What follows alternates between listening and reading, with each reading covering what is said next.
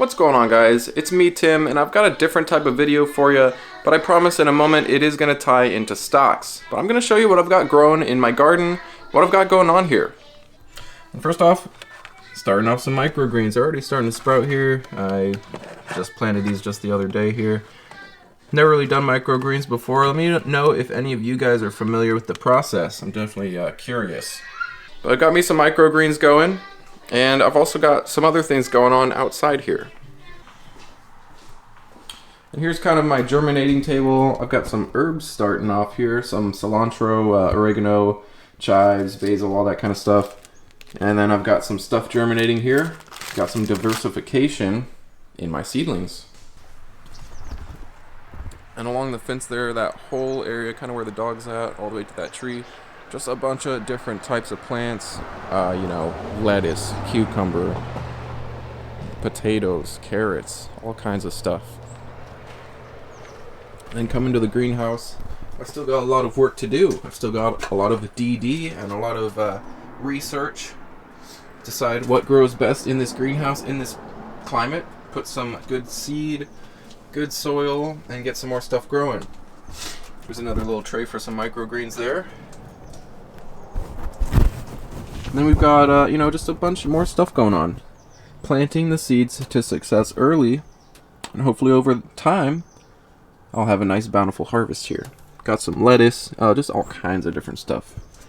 I'm well diversified in my garden.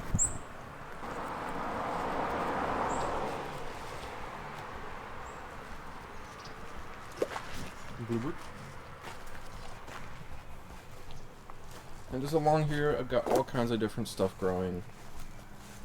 I didn't want to spread myself too thin and have a bunch of different types of things and have no idea, you know, what to do, kind of go a little too crazy.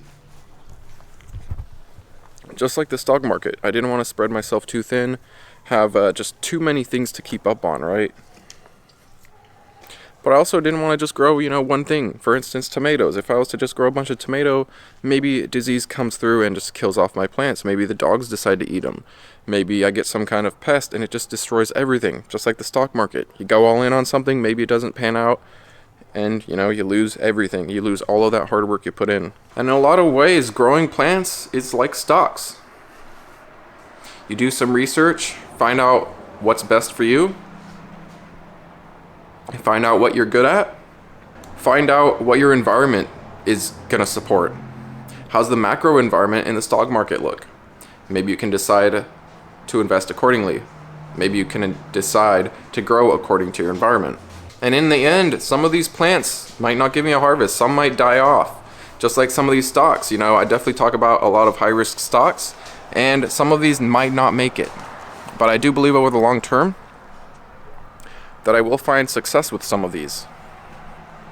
Just like with my garden, I'll find success with some of these plants. Some won't make it.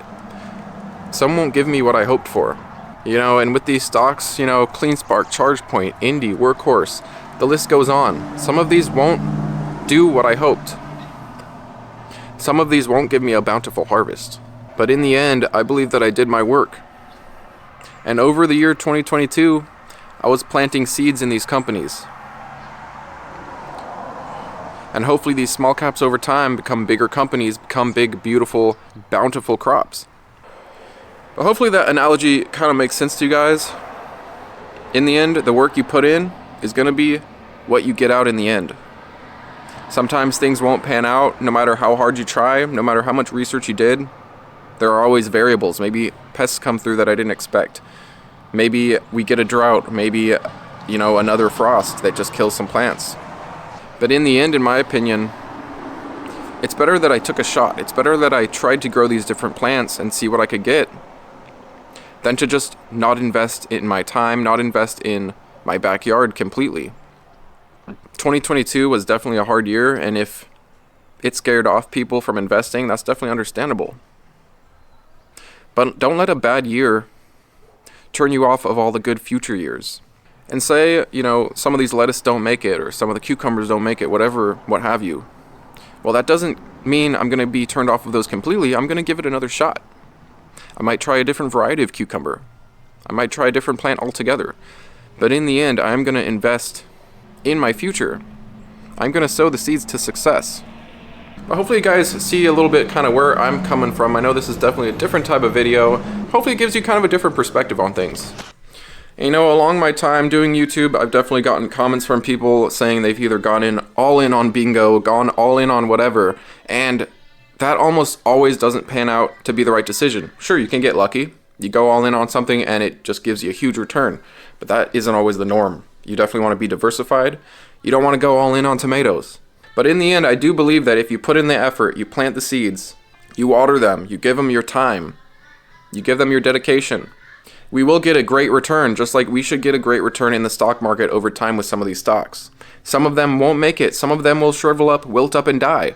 But in the end, taking this shot, putting your money in and letting it grow, I think will pan out to be the right decision than just not growing anything at all. But hopefully you guys enjoyed this video. I know it's definitely different than my typical setup, but I appreciate you guys as always. Hope you have a great weekend and take it easy.